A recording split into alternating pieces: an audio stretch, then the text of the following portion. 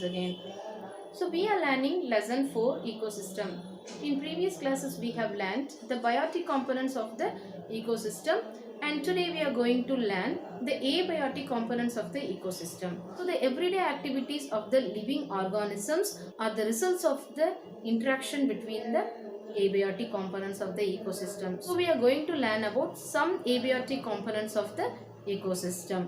So the abiotic components of the ecosystem are classified into 4 groups. Inorganic substances like minerals and gases. Okay, so some of the minerals are potassium, calcium, and gases like water vapor, carbon dioxide, oxygen. Okay, all these are inorganic abiotic components. Okay, and then the physical factors like air, soil, water. Okay, all these are physical components. And then climatic factors like temperature, light, humidity. Okay, all these are climatic factors, wind.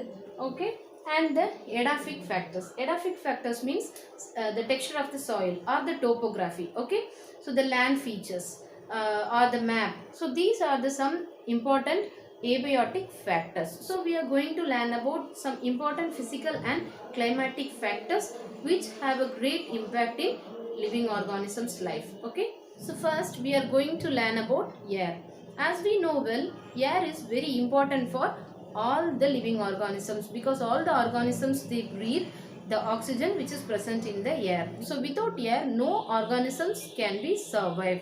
Okay, so they are taking in oxygen and giving out carbon dioxide. As we know, the air is a mixture of gases. In the air so many gases are present like oxygen, carbon dioxide, nitrogen. Okay, they are present in a particular proportion. So if the amount of any gas will be increase or decrease, it will affect the nature of the atmosphere. Okay, so the balance between amount of carbon dioxide and amount of oxygen is maintained by the plants in the process of photosynthesis. So during the process of photosynthesis, plants are using the carbon dioxide from the atmosphere and releasing the oxygen into the atmosphere, so that the balance of the gases are maintained in the atmosphere.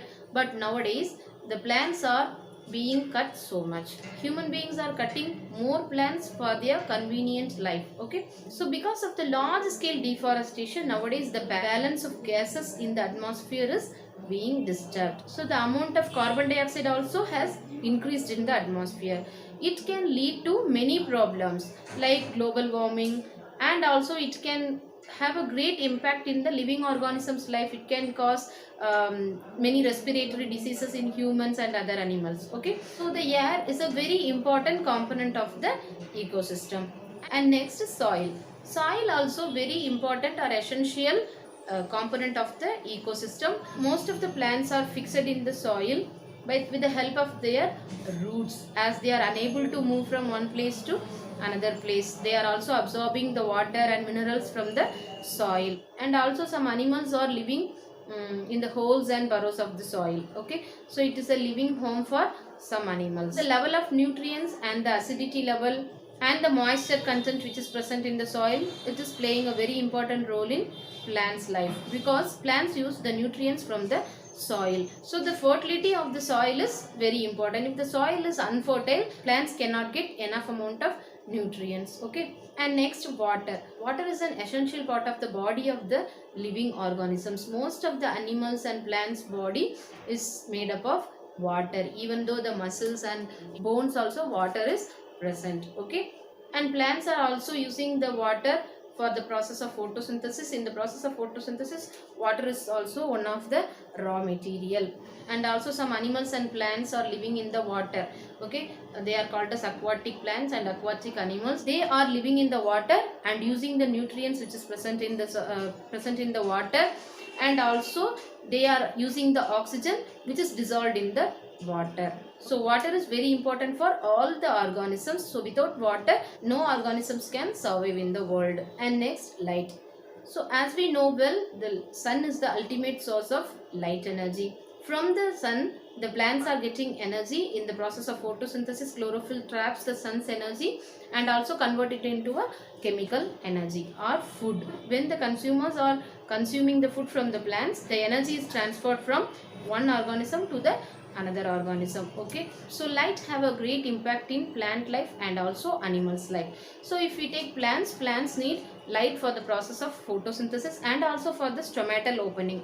So when during the daytime, when sunlight is available, the god cells, they are swelling because of absorbing water from the surrounding cells, and the stomatal open will become widen. It will be convenient for the gases to be exchanged. Okay, and then for the growth of the plant also, the light is very important. If there is no light, or if you kept any plant in a dark area or dark room, they cannot get enough sunlight, so their growing capacity also will become low. So for the growth of the plant, the light is very important, and for the photosynthesis and for the closing and opening stomata, the light is very important. And light also affects animals life. We can also divide the animals into two, diurnal and nocturnal. Some animals are very active in daytime and they are inactive in night time, and some animals are inactive in daytime and active in night time. Okay, so the animals, those who are active in the daytime, they are called diurnal animals. Okay,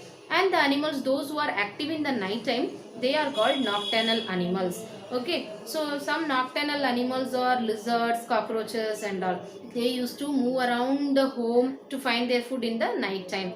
And some animals are active in the daytime, especially mammals like human beings, animals, other animals, they are active in the daytime. Okay, so they are diurnal animals. Next, temperature.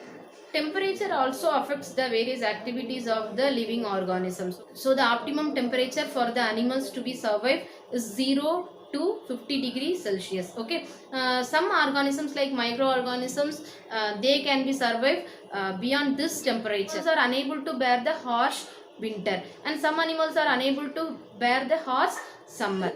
Because of this reason, they are going for the hibernation or for the winter sleep. If you take lizards and all, they are going for the winter sleep. Okay, and some animals, they are going for the summer sleep, estivation. Okay, like frogs, snails and all, they are going for the estivation because they are unable to bear the harsh summer. Okay, if you see some animals like penguins, they are living in a very cold region. Okay, in Antarctica, the penguins are found. They are living in a very cold region. Okay, so their body is adapted to live in that particular climatic condition. And also the if you see the camel and the desert plant like cactus, they are adapted to live in the harsh summer.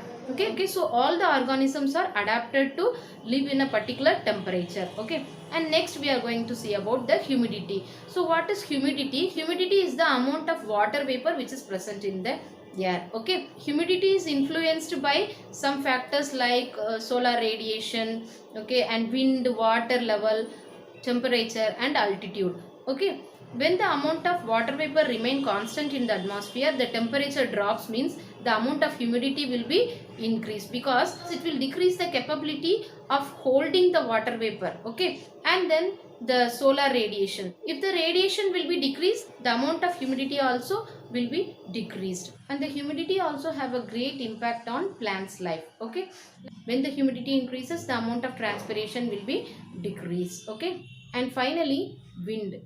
As we know, moving air is called wind. So wind also have a great impact, or it affects the plant and animals both. Even the microorganisms are affected by the wind. Wind is very important as it is reduce the amount of humidity in the atmosphere. Wind also introduce some anatomical and physiological changes in the plants, and also a wind can increase or decrease the rate of transpiration. If the velocity of the wind is very high, then it can cause soil erosion. If soil erosion occurs, it also affects the fertility of the soil, and also it can uproot the plants and break the branches of the trees. Okay, and due to the high velocity of the wind, the soil particles can be carried from one place to another place, and also it can be deposited on the surface of the leaves. So when they are deposited on the leaf surface, it will stop the photosynthesis. Because of this, the amount of carbon dioxide increase in the atmosphere, and also the temperature also can be increased. So these are some abiotic components of the ecosystem which have a great impact on animals life. So children, hope you have understood, and in the next class we will go to the next topic. Thank you.